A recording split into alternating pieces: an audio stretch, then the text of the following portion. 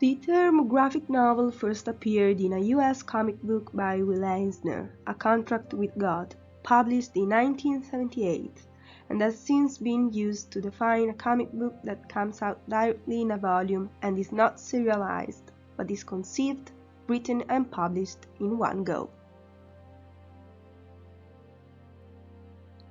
The graphic novel is a genre very similar to both the comic and the novel, yet one cannot approach translation as if it was one of them.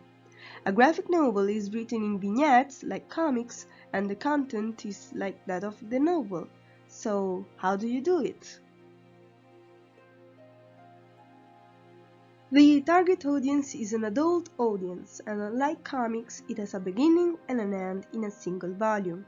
Compared to comics, it has a more experimental approach and focuses on the psychological aspect of the story. That said, the characters in a graphic novel have strong psychological and behavioral characteristics. Concerning the structure of a graphic novel, we can say that it is very much like that of a comic book.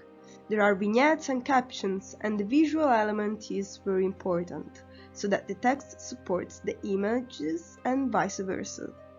Unlike the novel, here you must intrigue the reader's eye. Translating a graphic novel may mean having to deal with historical, social, geopolitical themes and dialogues that are sometimes extremely introspective.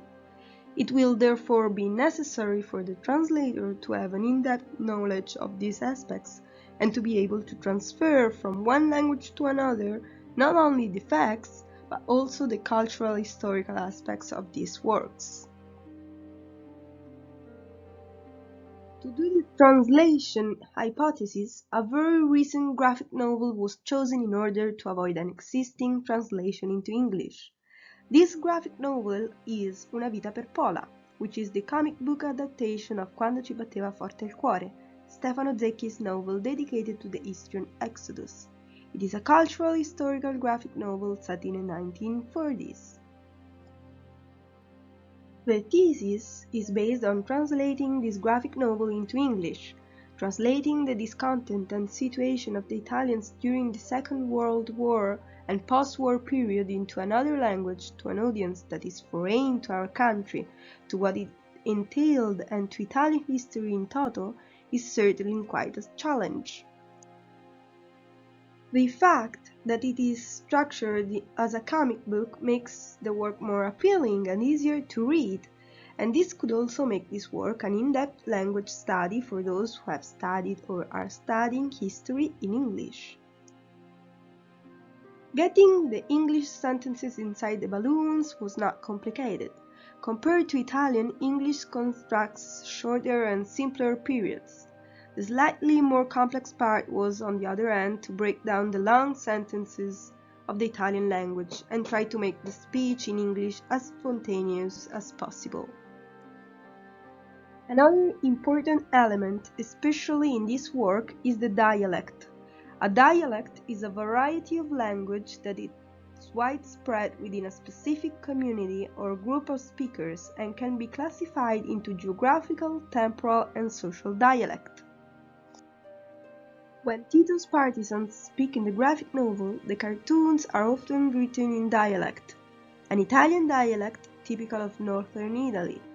If you had translated those balloons into an English dialect, the reader would inevitably have placed the character where the dialect is spoken. If one had used a Scottish dialect, it would have been placed in Scotland, an Irish dialect in Ireland.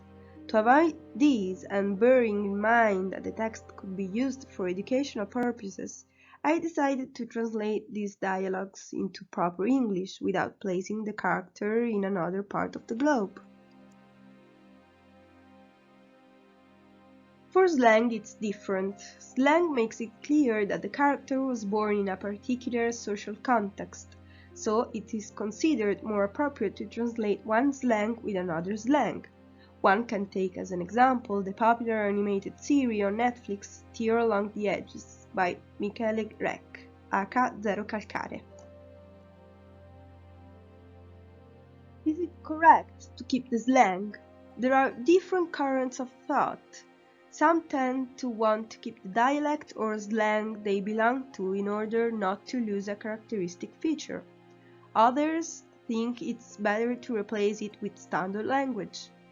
Translation involving terms typical of a certain culture also leads to a choice, but again there is no question of right or wrong, although the ideal would be not to create any communicative residue.